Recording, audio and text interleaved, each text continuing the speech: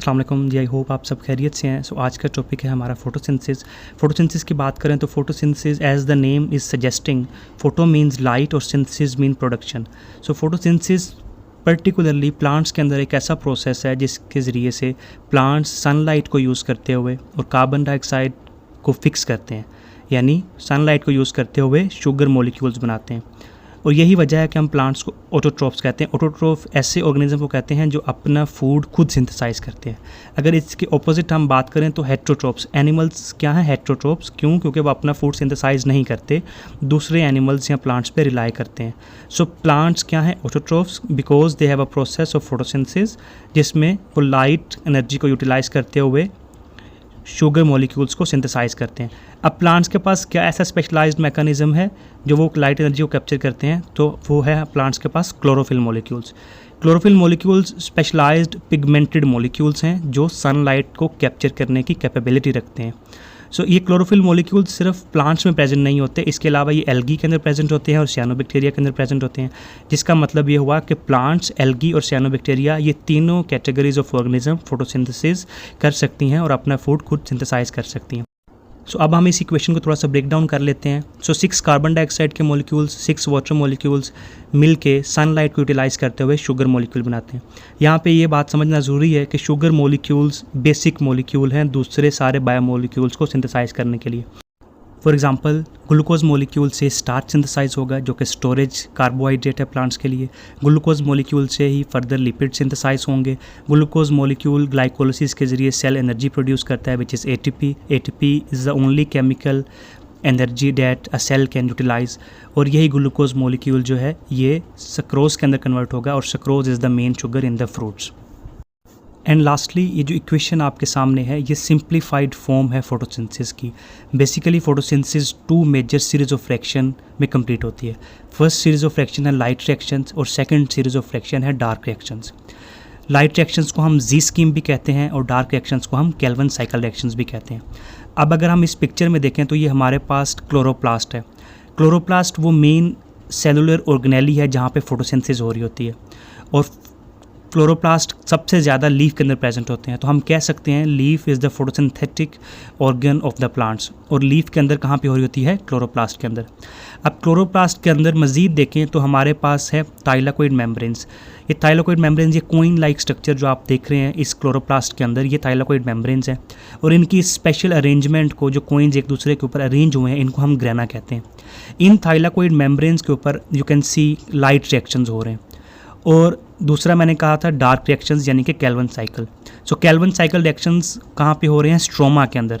Stroma कहते हैं जो क्लोरोप्लास्ट के अंदर स्पेस है, जैसे सेल के अंदर की स्पेस जो है वो साइटोप्लाज्म से कवर होती है, इसी तरह से क्लोरोप्लास्ट के अंदर की स्पेस को हम स्ट्रोमा कहते हैं।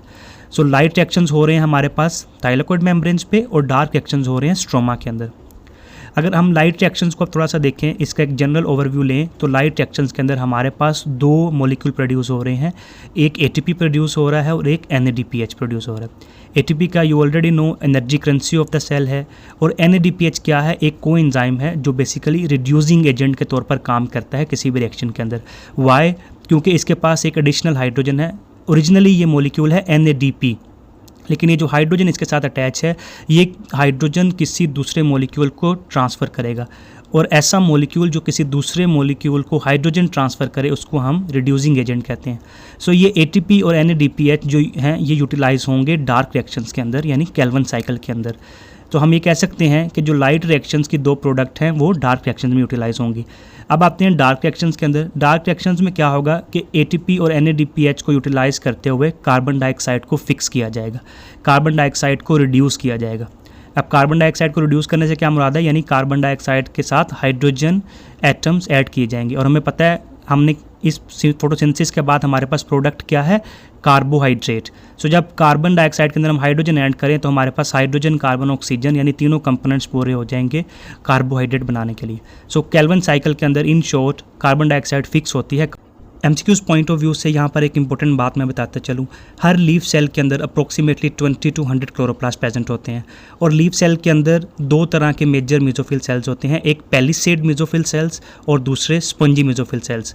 Palisade mesophyll cells main photosynthetic cells हैं, बिकॉज पैलिसेड मेसोफिल सेल्स के अंदर कंपैरेटिवली क्लोरोप्लास्ट की क्वांटिटी ज़्यादा होती है compare to spongy mesophyll cells. अब हम चलते हैं लाइट डिपेंडेंट रिएक्शंस की तरफ, अब उनको डिटेल में देखते हैं। अब स्क्रीन पर जो पिक्चर है ये लाइट डिपेंडेंट रिएक्शंस को एक्सप्लेन करती है। लाइट डिपेंडेंट रिएक्शंस में अगर हम देखें तो हमारे पास नीचे फोटो सिस्टम है, फोटो सिस्टम 1 और photo system 2। So light dependent reactions को समझने से पहले ये ज़रूरी है कि हम फोटो सिस्टम को समझें। फोटो सिस्टम क्या है? फोटो सिस्टम क्लोरोफिल मॉलिक्यूल्स और दूसरे पिगमेंटेड मॉलिक्यूल्स की स्पेशलाइज्ड अरेंजमेंट को हम फोटो सिस्टम कहते हैं। और ये अरेंजमेंट कहाँ पर होती है? लाइट डिपेंडेंट रिएक्शन की साइट पर, यानी थाइलाकोइड मेम्ब्रेन पे। सो ये स्पेसिफिक अरेंजमेंट क्या है? बेसिकली इसके दो कंपोनेंट हैं, एंटीना पिगमेंट मॉलिक्यूल्स और रिएक्शन सेंटर क्लोरोफिल। सो पहले अगर हम रिएक्शन सेंटर की बात करें तो रिएक्शन सेंटर के अंदर मेन क्लोरोफिल मॉलिक्यूल प्रेजेंट होता है जो लाइट एनर्जी को अब्जॉर्ब करता है। सो फोटो सिस्टम 1 के अंदर हमारे पास क्लोरोफिल ए है, फोटो सिस्टम 2 के अंदर भी हमारे पास क्लोरोफिल ए मॉलिक्यूल है। डिफरेंस ये है कि जो फोटो सिस्टम 1 के अंदर क्लोरोफिल ए मॉलिक्यूल है वो 700 नैनोमीटर की रेंज में लाइट एनर्जी को अब्जॉर्ब करता है, जबकि जो फोटो सिस्टम 2 है उसमें जो क्लोरोफिल मॉलिक्यूल है वो 680 नैनोमीटर की रेंज के अंदर लाइट एनर्जी को अब्जॉर्ब करता है। और अगर हम एंटीना कॉम्प्लेक्स की बात करें तो एंटीना कॉम्प्लेक्स के अंदर क्लोरोफिल ए मॉलिक्यूल के अलावा बाकी पिगमेंटेड मॉलिक्यूल्स प्रेजेंट होते हैं, यानी क्लोरोफिल बी मॉलिक्यूल्स या कैरोटिनॉइड मॉलिक्यूल्स। ये क्या करते हैं? ये मॉलिक्यूल्स भी सनलाइट को कैप्चर करते हैं और कैप्चर करने के बाद रिएक्शन सेंटर की तरफ डायरेक्ट करते हैं, यानी ये मॉलिक्यूल्स क्लोरोफिल ए मॉलिक्यूल से डिफरेंट रेंजेस की लाइट को अब्जॉर्ब करते हैं, जिसकी वजह से ओवरऑल फोटोसिंथेटिक एफिशिएंसी सनलाइट को ज़्यादा अब्जॉर्ब करने की वजह से इंक्रीज़ कर जाती है।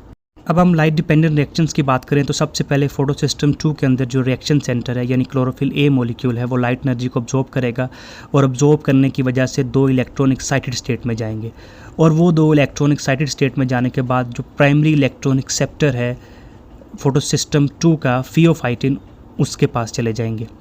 अब यहाँ पे इस बात को अंडरस्टैंड करना ज़रूरी है कि अगर हम पिक्चर के बिल्कुल लेफ्ट साइड पे देखें तो हमारे पास एक एरो पॉइंटेड है जो कि एनर्जी लेवल को शो कर रहा है। इसका मतलब है इलेक्ट्रॉन एक्साइट होने के बाद हाई एनर्जी लेवल पे जाएंगे फियोफाइटिन के पास, और फियोफाइटिन जो है वो इलेक्ट्रॉन ट्रांसपोर्ट चेन में सबसे हाई एनर्जी पे है।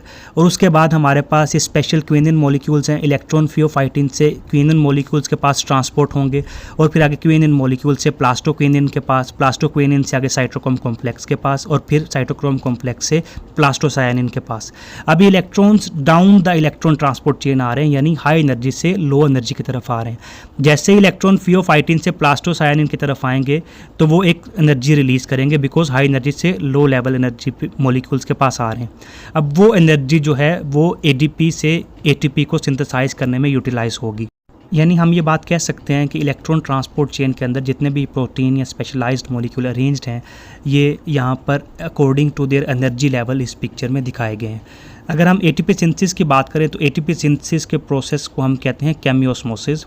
सो केमियोस्मोसिस हमारे पास क्या प्रोसेस है कि जो एनर्जी इलेक्ट्रॉन रिलीज़ करते हैं down the electron transport chain आते वक्त, वो एनर्जी यूटिलाइज होती है ल्यूमेन से हाइड्रोजन आयंस को पंप करने में टूवर्ड्स द स्ट्रोमा। अब ल्यूमिन किसे कहते हैं? जो थाइलाकोइड मेम्ब्रेन के इनसाइड स्पेस है उसको हम ल्यूमिन कहते हैं, जबकि जो क्लोरोप्लास्ट के इनसाइड स्पेस है उसको हम स्ट्रोमा कहते हैं। सो वो एनर्जी यूटिलाइज होगी ल्यूमिन से प्रोटॉन्स को पंप करने में टुवर्ड्स द स्ट्रोमा, और ये protons against the concentration gradient जा रहे हैं। अगर हम देखें तो ल्यूमिन में लो कंसंट्रेशन है हाइड्रोजन आयंस की, जबकि स्ट्रोमा के अंदर हाई कंसंट्रेशन है। तो जब हम लो कंसंट्रेशन से आयंस को या मॉलिक्यूल्स को पंप करते हैं टुवर्ड्स हाई कंसंट्रेशन तो हमें एनर्जी यूटिलाइज करनी पड़ती है, एनर्जी देनी पड़ती है। और जब ये high concentration of hydrogen ions हो जाएंगे स्ट्रोमा के अंदर तो ये high energy level hydrogen ions ATP synthesis, एक स्पेशलाइज्ड एंजाइम है जो एटीपी को सिंथेसाइज करता है, तो ये हाइड्रोजन आयंस इस एटीपी सिंथेसिस से डाउन द कंसंट्रेशन ग्रेडियंट आएंगे, not against the concentration gradient. अब ये डाउन द कंसंट्रेशन ग्रेडियंट आ रहे हैं, यानी हाई एनर्जी से लो एनर्जी। तो जब हाई एनर्जी से लो एनर्जी की तरफ आएंगे तो एनर्जी को रिलीज करेंगे अगेन, तो वो एनर्जी जो रिलीज होगी एटीपी सिंथेसिस उस एनर्जी को यूटिलाइज करेगा एटीपी को सिंथेसाइज करवाने में, और इस प्रोसेस को कहते हैं केमियोस्मोसिस। सो केमियोस्मोसिस अगेन क्या है? वो जो एनर्जी रिलीज हुई उसको कपल किया हाइड्रोजन्स को पंप करने में अगेंस्ट द कंसंट्रेशन ग्रेडियंट, और वो जो हाइड्रोजन्स थे अगेंस्ट द कंसंट्रेशन ग्रेडियंट वो बाद में उनको लो एनर्जी पे लाते हुए एटीपी सिंथेसिस ने एटीपी को सिंथेसाइज किया। अब हम लाइट डिपेंडेंट रिएक्शंस को आगे देखते हैं। सो अभी हमारे पास क्या हुआ? प्लास्टोसायनिन से इलेक्ट्रॉन्स आ गए फोटो सिस्टम 1 के रिएक्शन सेंटर में। अब फोटो सिस्टम 1 के रिएक्शन सेंटर से अगेन 2 इलेक्ट्रॉन सनलाइट को ऑब्जॉर्ब करेंगे और हाई एनर्जी स्टेट में चले जाएंगे और वो electrons primary electron acceptor of the photosystem 1 accept करेगा, यानी आयरन सल्फर प्रोटीन्स। और आयरन सल्फर प्रोटीन से वो इलेक्ट्रॉन्स आगे फेरोडोक्सिन के पास ट्रांसफ़र होंगे और फेरोडोक्सिन से वो इलेक्ट्रॉन 2 यूटिलाइज़ करते हुए NADP रिडक्टेज एंजाइम है वो NADP की ऑक्सीडाइज्ड स्टेट को रिड्यूस्ड स्टेट में कन्वर्ट कर देगा। अगर आप यहाँ पर देखें तो हमारे पास हमें 2 इलेक्ट्रॉन चाहिए और 2 हाइड्रोजन आयन चाहिए NADP की ऑक्सीडाइज्ड स्टेट को रिड्यूस्ड स्टेट में कन्वर्ट करने के लिए। यहाँ पे एक बेसिक कॉन्सेप्ट मैं क्लियर करता जाऊँ। ऑक्सीडेशन हम कहते हैं गेन ऑफ ऑक्सीजन और लॉस ऑफ इलेक्ट्रॉन और लॉस ऑफ हाइड्रोजन, और रिडक्शन हम कहते हैं गेन ऑफ हाइड्रोजन और लॉस ऑफ ऑक्सीजन और गेन ऑफ इलेक्ट्रॉन्स। सो इन तीनों में से कोई भी कंडीशन कंप्लीट कर रहा हो कोई भी मॉलिक्यूल तो उसको हम ऑक्सीडेशन या रिडक्शन कह सकते हैं। अब हमें ये समझना है कि ये 2 हाइड्रोजन आइंस NADP को बनाने के लिए कहाँ से आएंगे। सो अगर हम स्टार्ट पे आएँ तो फोटोसिस्टम 2 के अंदर से जो क्लोरोफिल A मॉलिक्यूल था वहाँ से 2 इलेक्ट्रॉन एक्साइट होकर प्राइमरी इलेक्ट्रॉन एक्सेप्टर के पास गए थे। अब फोटोसिस्टम 2 का जो रिएक्शन सेंटर है क्लोरोफिल मॉलिक्यूल है वहाँ पे भी 2 इलेक्ट्रॉन डिप्लीट हैं। अब उन 2 इलेक्ट्रॉन्स को भी कंप्लीट करना है और ये 2 हाइड्रोजन आयंस को भी यहाँ पर प्रोड्यूस करना है ताकि NADPH बन सके। उसके लिए प्लांट्स एक स्पेशलाइज्ड मैकेनिज्म यूज़ करते हैं जिसको हम कहते हैं फोटोलाइसिस। सो फोटोलाइसिस में क्या होता है, लाइट एनर्जी को यूटिलाइज करते हुए वाटर मॉलिक्यूल को ब्रेक डाउन करना। और ये रिएक्शन कहाँ पर हो रहा होता है, फोटोसिस्टम 2 के पास, यानी थाइलाकोइड मेम्ब्रेन के इनसाइड पे हमारे पास एक मैग्नीज सेंटर है जिसको हम ऑक्सीजन इवॉल्विंग कॉम्प्लेक्स भी कहते हैं या वाटर स्प्लिटिंग कॉम्प्लेक्स भी कहते हैं। इस कॉम्प्लेक्स की मदद से वाटर मॉलिक्यूल स्प्लिट होगा, 2 हाइड्रोजन आयन प्रोड्यूस होंगे, 2 इलेक्ट्रॉन और 1 ऑक्सीजन का मॉलिक्यूल प्रोड्यूस होगा। सो ये बेसिकली वो ऑक्सीजन मॉलिक्यूल है जो कि फोटोसिंथेसिस के दौरान प्लांट्स रिलीज़ करते हैं, वो लाइट डिपेंडेंट रिएक्शन में प्रोड्यूस हो रहा होता है। और जो 2 इलेक्ट्रॉन हैं वो क्लोरोफिल A मॉलिक्यूल जो कि रिएक्शन सेंटर में प्रेजेंट है उसके इलेक्ट्रॉन जो डिप्लीट हुए थे उनको फुलफिल करेंगे। और जो 2 हाइड्रोजन आयन हैं वो NADPH रिडक्टेज के रिएक्शन में यूटिलाइज होंगे ऑक्सीडाइज्ड NADP को NADPH में कन्वर्ट करने के लिए। और ये हमारे पास लाइट डिपेंडेंट रिएक्शंस की सारी डिटेल्स हैं। एक last but most important point यहाँ पर क्लियर करता चलूँ, इस सारे प्रोसेस को हम कहते हैं non cyclic photophosphorylation. Non cyclic का वर्ड इसलिए यूज़ किया कि इलेक्ट्रॉन्स फोटोसिस्टम 2 से स्टार्ट हुए, इलेक्ट्रॉन ट्रांसपोर्ट चेन के ज़रिए से फोटोसिस्टम 1 तक आए और फिर फोटोसिस्टम 1 से आगे इलेक्ट्रॉन ट्रांसपोर्ट चेन के ज़रिए से हमारे पास NADPH रिडक्टेज के पास आए और NADPH को सिंथेसाइज किया। सो इसमें कोई साइक्लिक इलेक्ट्रॉन फ्लो नहीं है, एक ही डायरेक्शन में इलेक्ट्रॉन्स मूव किए हैं। सो इसलिए हम इसको कहते हैं non cyclic photophosphorylation. Photo means light, phosphorylation means synthesis of ATP। अब इसके ऑपोजिट एक साइक्लिक फोटोफॉस्फोराइलेशन का प्रोसेस भी प्लांट्स के अंदर एग्जिस्ट करता है इन सर्टेन कंडीशंस। अगर आप ये पिक्चर देखें तो इसके अंदर साइक्लिक फोटोफॉस्फोराइलेशन को बताया गया है कि इसमें फोटोसिस्टम 2 से इलेक्ट्रॉन्स जाएंगे प्राइमरी इलेक्ट्रॉन एक्सेप्टर के पास और देन इलेक्ट्रॉन ट्रांसपोर्ट चेन के ज़रिए से मूव करते हुए प्लास्टोसायनिन के पास आएंगे, PC यानी प्लास्टोसायनिन, और प्लास्टोसायनिन से फोटोसिस्टम 1 में जाने की बजाय दोबारा से फोटोसिस्टम 2 के पास आ जाएंगे और फिर फोटोसिस्टम 2 से दोबारा प्राइमरी इलेक्ट्रॉन एक्सेप्टर की तरफ। तो ये एक साइक्लिक प्रोसेस हो जाएगा। अब इस साइक्लिक प्रोसेस से क्या होगा कि जब प्राइमरी इलेक्ट्रॉन एक्सेप्टर से इलेक्ट्रॉन्स मूव करते हुए प्लास्टोसायनिन तक आएंगे, जो एनर्जी रिलीज़ होगी उससे ATP सिंथेसाइज हो जाएगी। लेकिन साइक्लिक फोटोफॉस्फोराइलेशन के अंदर NADPH सिंथेसाइज नहीं होगा। क्योंकि इलेक्ट्रॉन्स फोटोसिस्टम 1 में जाने की बजाय दोबारा फोटोसिस्टम 2 में आ रहे हैं।